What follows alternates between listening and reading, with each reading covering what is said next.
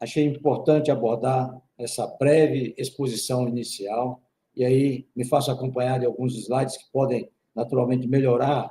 a compreensão de todos em relação ao que estou expondo. Me refiro aos aspectos específicos dessa nova realidade que impactam a construção de um Brasil que nós muito queremos já há bastante tempo, um Brasil 100% digital. Ao longo de mais de 10 anos de dedicação a esse tema, em nossa atuação no Tribunal de Contas da União e fora dele, construímos, com o apoio dos nossos colegas das áreas técnicas do tribunal que se envolvem com essa matéria, e também com a participação e as contribuições dos meus colegas de colegiado, entendemos que construímos uma firme convicção de que é impossível alcançar o patamar de governo totalmente digital sem uma base sólida, fundada principalmente em 3 pilares: a segurança cibernética, a integração ampla e restrita de dados e o uso intensivo da inteligência artificial, que só avança e avança a cada fração de segundo. É bom lembrar, no entanto, que esses são apenas os meios necessários para que alcancemos aquele que deve ser sempre o maior objetivo, entendo, da administração pública: atuar da forma mais eficiente e eficaz possível em benefício dos nossos cidadãos e concidadãos e do desenvolvimento econômico e social do país. Por ora, considerando o tema específico de nosso painel, vou me concentrar, então, na questão da integração de dados. Inicialmente, por uma questão de justiça, quero aproveitar a oportunidade para dar os parabéns a toda a equipe da Secretaria de Governo Digital, em nome do diretor Dr. Leonardo Ferreira, pelos avanços da plataforma ConectaGov e por outras ações voltadas para a integração de dados para a otimização dos serviços digitais. Então, como demonstram os cálculos divulgados pela SGD, trata-se de iniciativas que têm resultado em ganhos expressivos de eficiência na máquina pública, bem como de redução da burocracia que nos atormenta há tantos anos, que é imposta a cada cidadão brasileiro. Com base, então, nos avanços que temos percebido, tanto nas auditorias realizadas pelo tribunal, como no uso de serviços digitais, como cidadãos que somos,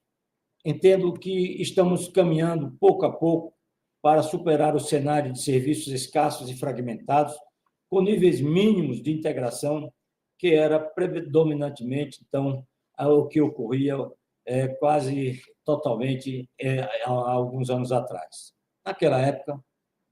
com base nas constatações de nossa auditoria, chegamos à conclusão e a questionar se estávamos, então, construindo uma burocracia 100% digital,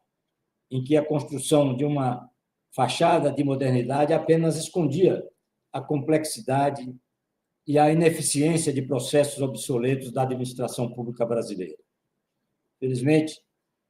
as inovações e correções implementadas pelo governo federal desde então nos afastaram, graças a Deus, desse cenário. A evolução recente dos números divulgados pela SGD tem nos mostrado que, de fato, os serviços digitais têm se tornado cada vez mais numerosos e eficientes, com um aumento de mais de 100% na economia proporcionada por eles entre 2023 e 2024. Por outro lado, eu diria que é importante lembrar que a integração de dados, embora essencial para a prestação de serviços digitais de qualidade, não pode ser vista apenas por essa ótica. A outra vertente, eu diria ainda mais relevante, quanto aos seus efeitos potenciais, que é o uso intensivo de dados para a formulação, gestão e avaliação de políticas públicas. Então, a título de exemplo, cito o caso dessa notícia divulgada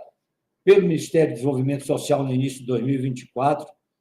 a respeito da economia de recursos proporcionada, então, pela integração de base do Cadastro Único e de vários outros sistemas utilizados para a gestão dos programas sociais. Então, em uma comparação rápida, eu diria que é possível notar que a economia gerada por uma única ação em apenas um dos ministérios da esplanada representou 5 vezes o montante economizado no mesmo ano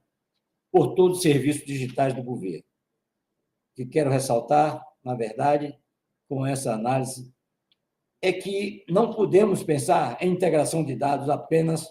para a otimização de serviços, ainda que isso seja fundamental, sob a ótica, então, do atendimento que queremos cada vez melhor e mais respeitoso ao cidadão que paga, ao cidadão brasileiro. Resultados, então, como do exemplo que acabo de exibir, tem como fundamento a adoção de uma mentalidade de ecossistemas de dados, tendência mundial, que, felizmente, agora foi adotada pela Secretaria de Governo Digital com base para a construção da infraestrutura nacional de dados. A meu ver, o diagrama agora exibido na tela, extraído de apresentação feita pelo secretário Rogério Mascarenhas em evento recente, ilustra bem um ponto fundamental nessa mentalidade. Uma abordagem integrada de governança em que aspectos de qualidade, segurança e privacidade sejam tratados de forma conjunta, sempre com o objetivo maior de otimizar a interoperabilidade. Meus amigos, por outro lado, não posso deixar de expressar a nossa preocupação com esse outro diagrama, extraído do mesmo conjunto de slides, que ilustra a existência de ecossistemas distintos para cada uma das funções ou áreas de atuação típicas do governo, como saúde, educação ou segurança. Ainda que haja uma afinidade natural e maior necessidade de integração entre órgãos, sistemas e políticas públicas de cada uma dessas áreas, eu diria que é fundamental que esse seja visto como apenas um passo intermediário para a construção de um ecossistema único para toda a administração pública. Somente assim, com integração plena e, sobretudo, com livre acesso a cada ministério, secretaria ou agência a todos os dados necessários para o cumprimento de suas missões institucionais, será possível realizar todo o potencial de melhoria das políticas públicas baseada em dados e, como desde o início, deixo aqui sempre a lembrança que a Estônia não deixou de ser um bom exemplo. Foi justamente essa visão que nos levou a expedir ainda em 2022 recomendação à ANPD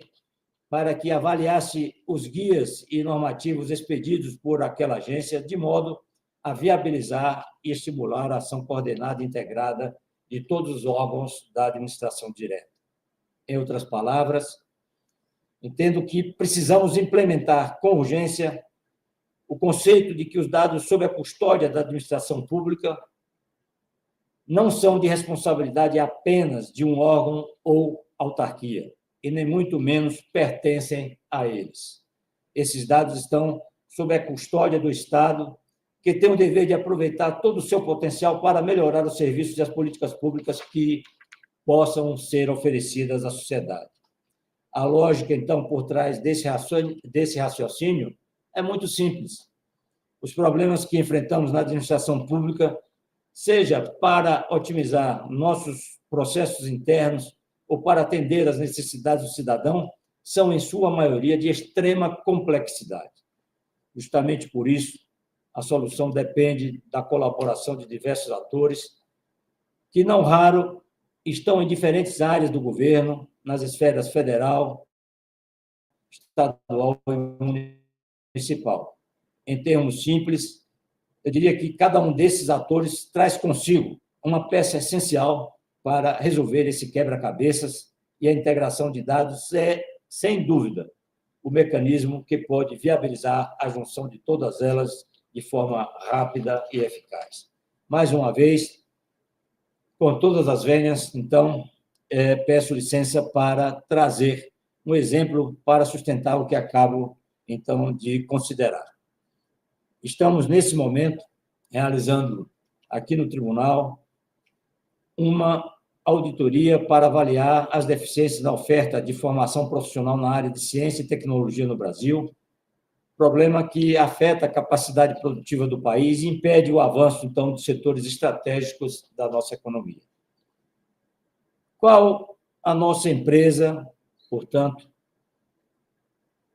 ao perceber, com base em dados do próprio governo federal,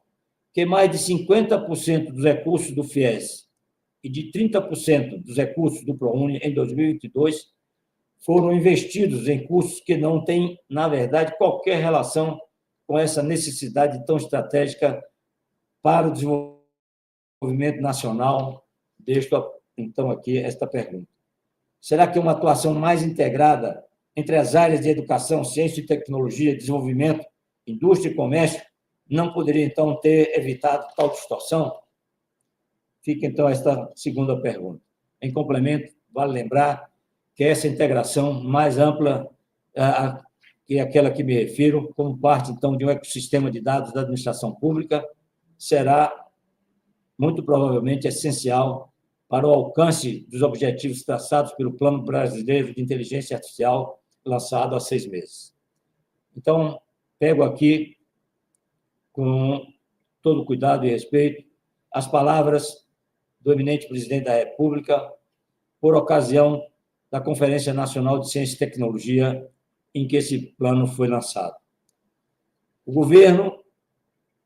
perguntava ele, tem possivelmente o banco de dados mais importante que esse país já teve, mas temos o banco de dados do SUS, do CAD Único, da Receita, da Previdência. Espera aí. E o banco de dados do Brasil? A gente não vai ter? Fica esse questionamento para uma reflexão de todos. E, para encerrar, e respeitando esse tempo da forma mais técnica possível, quero, então, aqui concluir minha exposição inicial, deixando uma simples provocação. No contexto da integração de dados sobre a custódia do Estado e do seu uso para a otimização de serviços de políticas públicas, precisamos que os mecanismos de proteção de dados funcionem mais como um guarda-reios de uma estrada para estabelecer limites e viabilizar o fluxo rápido de informações e menos como quebra-molas que impede nosso avanço a cada poucos metros. Então, senhores, quero aqui renovar os meus sinceros agradecimentos por esta oportunidade de participar de evento tão relevante, tão oportuno, e de me deixar aqui à disposição para o debate que teremos ao final do painel e, acima de tudo, reafirmar que fico muito grato por essa oportunidade para que o Tribunal de Contas possa trazer, nesse contexto das instituições nacionais, as suas contribuições e também para que eu possa, nesse momento, com os meus colegas que me acompanham nessa luta há tantos anos, quem sabe aqui termos juntos uma oportunidade de ampliar o nosso aprendizado, que é permanente. Muito obrigado.